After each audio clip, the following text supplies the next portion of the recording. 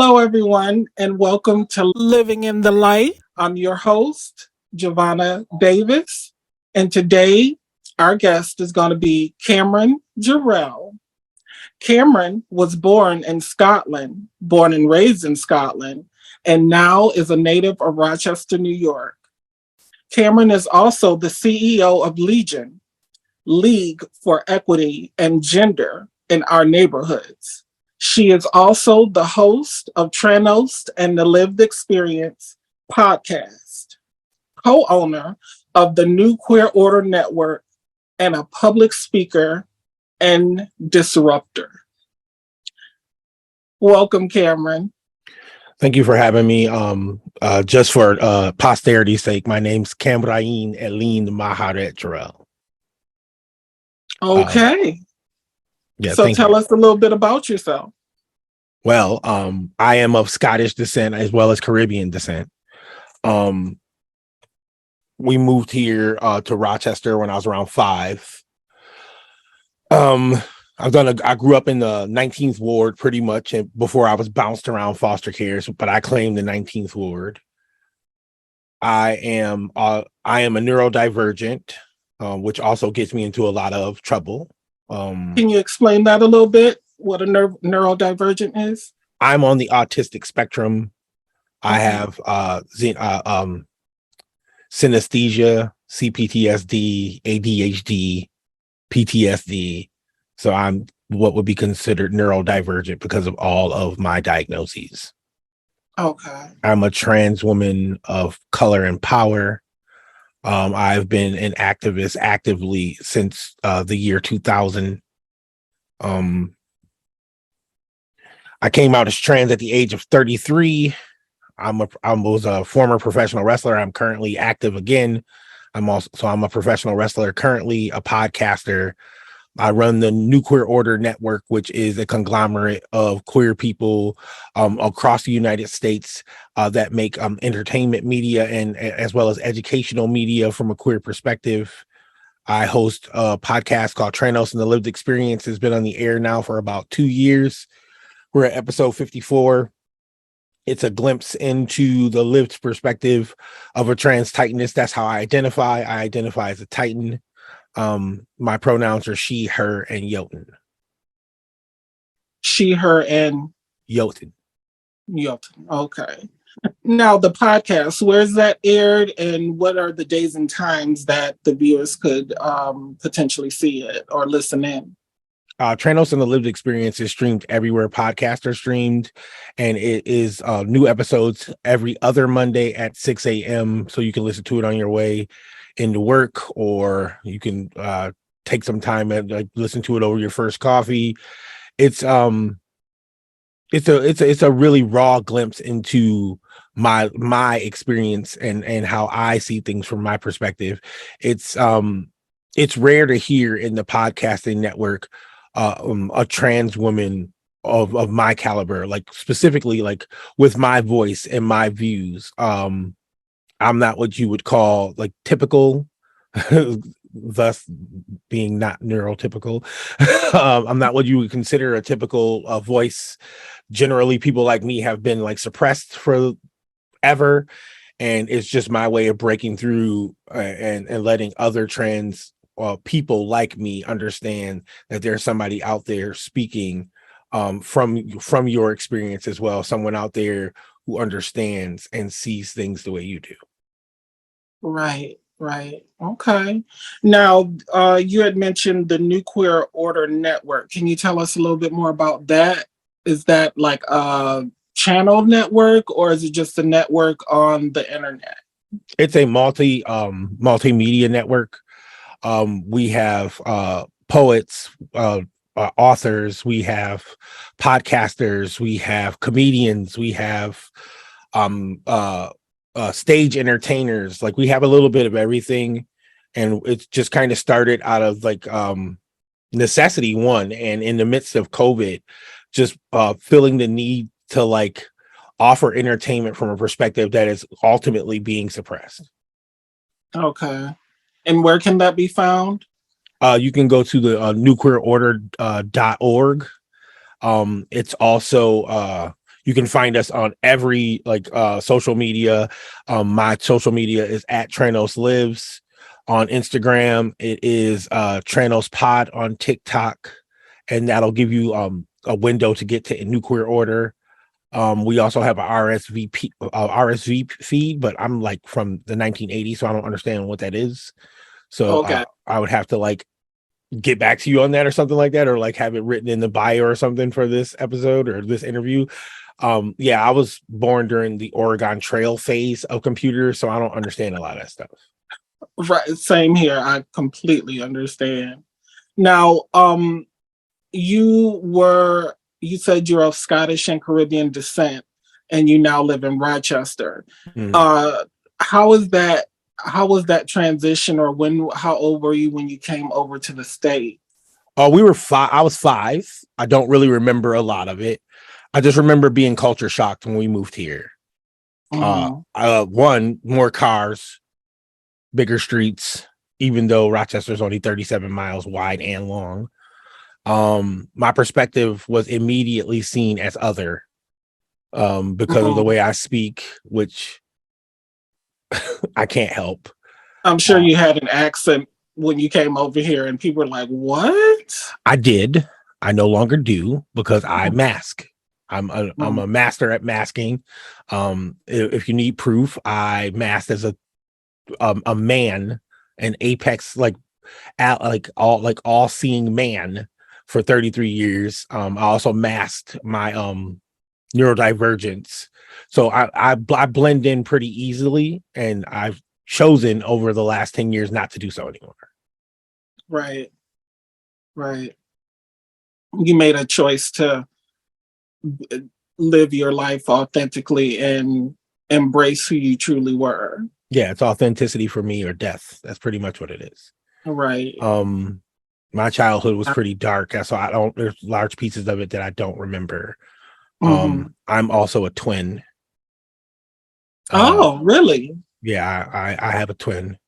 Okay. I have a twin brother. I'm not going to share his name Oh, of course not. out of respect for him and his privacy, but I have a twin brother.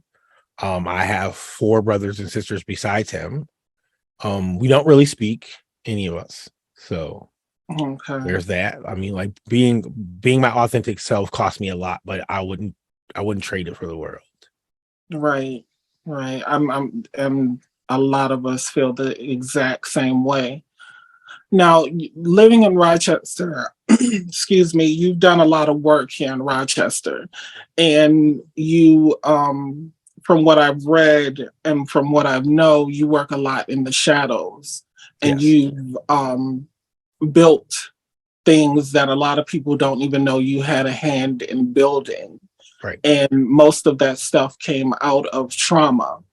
Um, can you elaborate a little bit, if you're comfortable with that, on the work you've done here in Rochester and the work you continue to do, whether it's in the shadows or out front?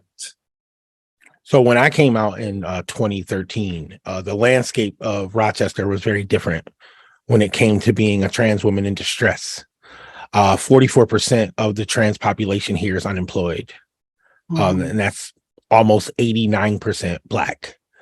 A lot of we Rochester is known as this liberal place, this very progressive place, but in reality, it's not. And in 2013, it definitely wasn't. I came out and immediately lost my job, my wrestling career, my domicile where I was living, my car. I lost everything immediately. I then had to start looking for other jobs in the Rochester area. And I worked one job before transitioning for almost 20 years. And after transition, I've worked at 14 places. Wow. That is not indicative of the work ethic that I have. It is not indicative of the work that I've, the things that I've achieved. It is indicative of my, of the places in Rochester not being accommodating to trans people. Specifically because transphobia runs rampant here, and at the intersectionality of Blackness and transness, there's always an issue. Right. I was hired at a temp agency Um, I went to the temp agency. I let them know what I was qualified for. They gave me a warehouse job, which was outside of my qualifications. They gave me a warehouse job my first day there. What My you was like, I'm not lifting this. and like not even that. It's that I have a background in crisis intervention. I have a Okay. background in crisis intervention. They couldn't find me a job in crisis intervention because, say it with You me, was like, literally, this is not what I do. I'm trans and black. So they were just like, be happy with whatever you have, because this is Right. what we could find a person like you, which was pretty much what they told me. I then Mm-hmm. I showed up for the job. Immediately was transgressed against for my transness. My body was objectified, like right to my face, like right in front of management. It was done. They then went through my background check, which should be sealed after HR. Which most people don't know. They can't share your background information as a trans person with other employees. That's exactly what happened. I reported it to HR. I was chastised and written up for aggression. Uh, that's commonplace when you're a black trans woman. You will be given the black woman trope without the respect of being called a black woman. So Right. I reported it. I did everything in my due diligence. I was fired. I was fired. Like, I was fired literally for being like, hey, you can't use my dead name on the floor, and Mm-hmm. refusing to answer for it. So I was fired for insubordination because I wouldn't And, answer my manager who was calling me my dead name. So when I went out into the streets to figure out how to take care of this, I went out to like find like some way to litigate this, or some way to like stop this from happening to myself. Nothing was offered in that branch for trans women.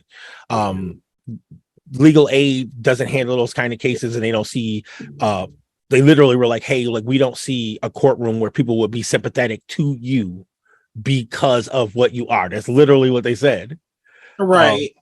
I went to the Out Alliance. Shout out to the Out Alliance for always being problematic. I went to the Out Alliance, where I then spoke with, and I'm going to name this person, Jeff Myers. I spoke with Jeff Myers, and I was assured that they would look into it, that they had the resources to help with it. And in lieu of that, I would need to volunteer for the Out Alliance. I then became a front desk person with the promise that I would become a public speaker and be able to walk into these spaces and be a trainer through their Speakers Guild. So I worked there for 6 months. They did nothing that they promised. They had no resources to help me. They didn't even look into it. My information was then shared by Jeff Myers with other people that worked there, and it was in a taunting matter through emails. I Mm-hmm. reported it. There was nobody to report it to higher than Jeff Myers. I Okay. then set up a meeting to rectify it, where I was then told that they would be using the first black person that they've ever hired as their median between me and Jeff Myers. I was dismissed by that person, who I will not name because I don't trash black women, but you know who you are. And if you don't, you should. Um, I got really beat down by the Out Alliance, and then I moved on thinking that there would be another system to help, and I reached out to the We Exist coalition of the Finger Lakes, which was ran by Shauna O'Toole, who I will name because she's a problematic racist and needs to be named and shamed. um, and I reached out to her, and I was also told the same thing by them. And then what they wanted me to do was recruit black people to speak for them. I did a speaking engagement for them, and I was tokenized. I was also given a list of things that I was not allowed to speak about, which didn't happen to the other white trans people that were there. And I realized very early that my transition and how optimistic I was about joining the community was sullied by these experiences. And Now, then do you think that you being a black woman of transition had something to do with how you were treated in these types of organizations yes. run by non-white individuals or non-white trans folk, or Well, non-black or non-people of color? right. I'm going to say something revolutionary, and these are the kind of things that I get in trouble for. So here we go. If there is a white person in power, racism is at play. Period. Interesting. Can Period. you elaborate a little bit on that? There is no corner of any industry that is not influenced by the power structure of racism. Racism is rampant.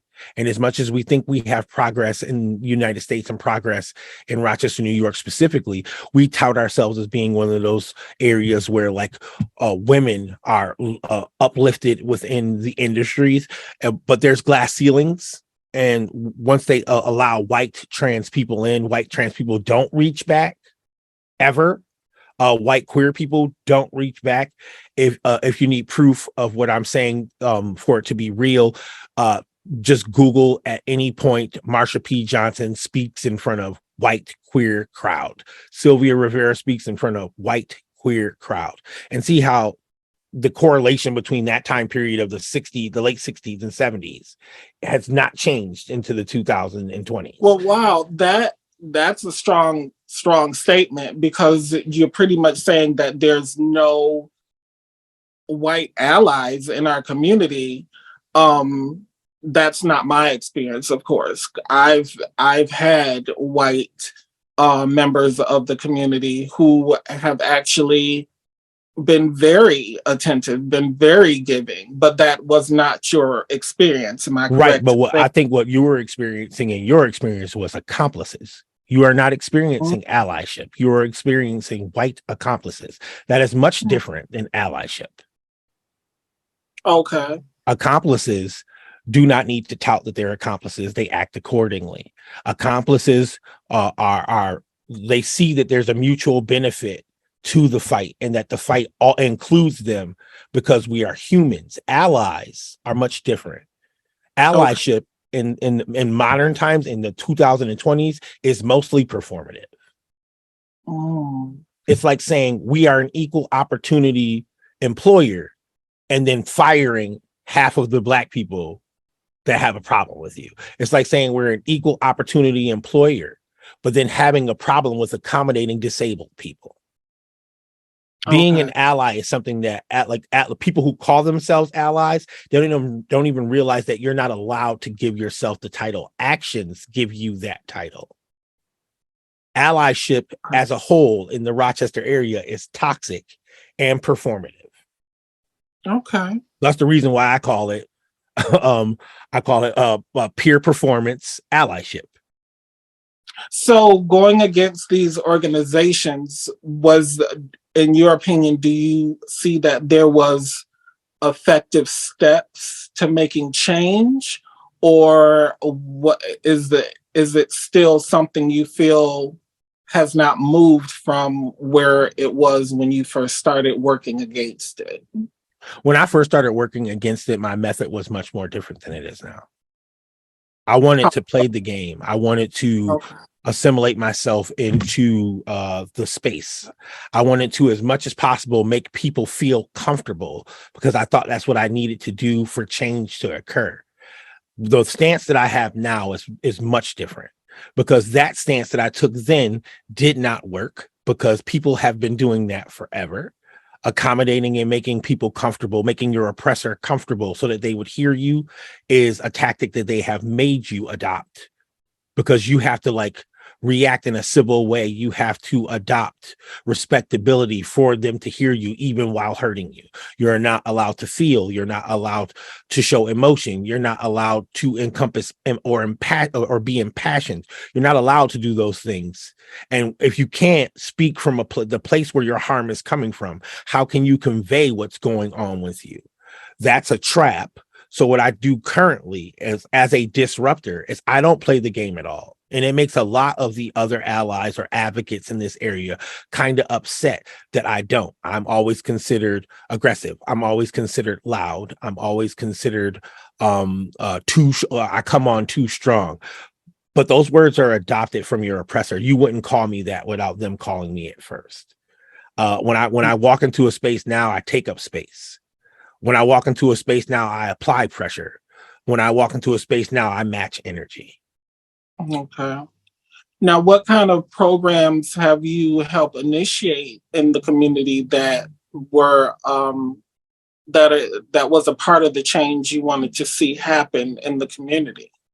What Not so were much there? programs as it is policy changes. Okay. And now like it's what I call it is I have them on the ropes. I started an initiative that was supposed to like target employment. It then turned into an emergency fund. That is much more helpful and beneficial to the community now, as certification and credentials are the barrier that you have to break through to be considered an advocate or a public activist. You need credentials by white people standards. Yeah, I said it, white people standards. And that those credentials are just another barrier for them to say that your lived experience is not enough. I moved strictly on my lived experience. I've had to take on Strong Hospital by myself since 2014. They now have some like committees and all of that other stuff, but this is due to the pressure that I applied. Make no mistake about it. Like I do move in the shadows. A lot of the things that are changing at Strong Hospital now are because they are under the threat of Kamryn. And what that means is that I, like, as I said, I match energy. When you do something that is illegal, I make sure that the legality is brought up. If you do something that harms another person, I then explain to them that they have the right to seek litigation. I then refer them to someone who can help them along the way. Okay. I do this free of charge. I'm not charging anyone to do this. Not free. This sounds like a lot you doing out here talking about doing it for free. I mean, it is a lot, but like if I had to be paid by anyone, it's not the person being harmed. Okay. The way I see it is the way the person that's harmed needs the resources. They need the resources. If Absolutely. I am to be paid for what I do, it will be in the spiritual nature only. And if I am to be paid for what I do beyond that, it will be by the person who is causing the harm. I have written up trainings regarding Trans 101 that are not rudimentary, remedial, kindergarten, my pronouns are trainings. I'm nonchalant about it. I'm very into explaining the history of racism and violence in the Americas against gender expansive, because I don't say non-conforming, gender expansive people, specifically gender expansive people of color. I explain what the shores of West Africa looked like before the Dutch stepped foot there. I explained how all of these things that we are seeing now, misgendering, racism, misogyny, how all of those things are tied to white supremacy. And then I charge white people to tell them the truth. Now, you see, there's no big market for that because like they don't want to know the truth. They're changing history. They've been doing it since we were children. No person who's went to a public school has learned actual history. So I walk into those spaces and I teach actual history and I show them how it's all tied together. Another thing that I've been doing is the emergency fund primarily started out of my pocket. It started out of my pocket. I will not name anyone that I've helped because that's not what I'm here for. And there has been hundreds of people I know for a fact that you have helped over the past 2 years alone. Yes. And received very little to no credit at all. And it's done from the heart. So when we do things from the heart, we don't necessarily, credit isn't what drives us. Right. It's the fact that people are taken care of and people are secure in what they need in a society that makes it very difficult for them to get what they need. So I completely understand that the not wanting to take payment, especially from those who are hurting and those where these changes are most beneficial. Again, like I do what I do because there was nobody to do it for me. And instead of holding on to the hurt. But that's where it comes from, right? When you yourself go through these things and you know you didn't have anyone to turn to, you want to make sure that no one else has to have that same experience that you had coming up or you had coming into your own identity. Right. So I harness the hurt and I use it to help. And a lot of the time, the way that I come off to people is that I'm not compromising. You're correct. I'm not. I'm not accommodating. You're correct. I'm not. I'm not. I don't make oppressors comfortable. You're correct. I won't. And it's because I have a conviction. I have conviction. I don't want this to I don't want this to happen into the future. I don't want to become a celebrity because I had to fight for my existence. No one should be a celebrity for having to fight for their existence. It shouldn't even be a job that exists. I want in the future that the things that I've strove to do and the achievements that will stay mine and probably stay in the shadows will never have to be achieved by another person. Now, do you think this drive is what led you to creating Legion? Like, is this what made you want to build an organization where people could come to and could get the help or information or resources they need and feel safe about it? So tell us a little bit more about that, Legion. Legion was born out of necessity. As I said in the beginning, like walking around in 2013, there was nothing. There was the Out Alliance, there was Strong Hospital, there was Trillium, and all of those places are ran by white people. And as much as they tout what they do, it is pocketed in little pieces. The thing that really started it for me was Trillium had a Trans Day of Remembrance on in 2013, and I showed up to that Trans Day of Remembrance. And 89% of the people who were murdered that year across the world were trans people of color. And those things were upheld by policies created by white people. And to sit in a space to mourn your brothers and sisters across the planet and not hear or see a single person that represented you, for everyone to come out of the blocks and have their Dollar Tree candles and their photocopies of people that they ignored for 363 days of the year. It angered me, and that anger drove me to ask questions. And because I asked questions, I began being blacklisted from places, and I began being told that I wasn't allowed to speak at certain things or have questions. And I put myself in a position where my questions, I started asking the community, and I realized that my questions weren't that off kilter. So I wanted to put together a group of like-minded people to combat those kind of things. At first, Legion was literally just going to be about protesting and showing up when we needed to. But I wanted to focus it as much on employment because that's the root of liberation for us. Financially, the needle moves forward progressively when we cost people money.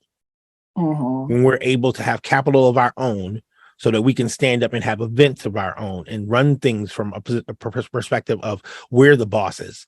We're the ones with the lived experience. We should be the ones who are doing these trainings. We should be the ones who are consulting at these organizations. And we should be able to do that, which would cause more employment for trans people. That's how I saw it in my mind. It's not necessarily working that way because we are fighting against a hydra where if you cut off one head, another one grows. So Legion was started because necessity called for it. And there are more people like me in Rochester than people actually know about. Right. Now, what type of programs does Legion offer, if any, at the moment, or are there any future programs that you're working on to develop that you can offer to the community via your organization? Well, firstly, we have an emergency fund. That's the lifeline of Legion currently. That is the thing that is working 100% of the time. We also offer consulting to trans people who have had to deal with discrimination in the workplace, as well as medical settings. Also, I'm as just myself having absolutely nothing to do with Legion. Primarily, it is part of our mission statement, but I'm just there to listen. Right. I'm there to listen and hear what you're saying and then take action. Not like give you referrals to someone else, even though we do have referral services, but not to give you a referral to someone else and push you into someone else's lap, but to actually take on what you're asking me to. like to look into what could be done to possibly save your job or make your workplace better or change cultures within. So doing follow-ups and making sure that people are getting what they ask for. Right. Yeah. To change cultures. Like our job is to change cultures. Currently, our organization suffered a lot of losses after all the protests were over because performative allyship. So currently we are operating with 2 people. This organization is operating off the backs of 2 people. One would be myself and the other would be Milo Oburn. Okay. Milo Oburn is a trans man. He is a professor at Brockport in his day job, because we have to have day jobs because we don't make money doing what we do. Right. And together we have written trainings, sought grants to help with the emergency funds. We have like upheld other organizations when they slipped and needed like financial help or just needed bodies there. We do what we can. We do what we can. We have very limited resources. Okay. How can people reach out to Legion or reach out to you if they want to donate or give support? So they could reach out to me specifically. I would give all the information needed. But once again, I'm from the Oregon Trail era of communication. So my email, which you can leave in the description if you need to, is warmaidenkamryn@gmail.com.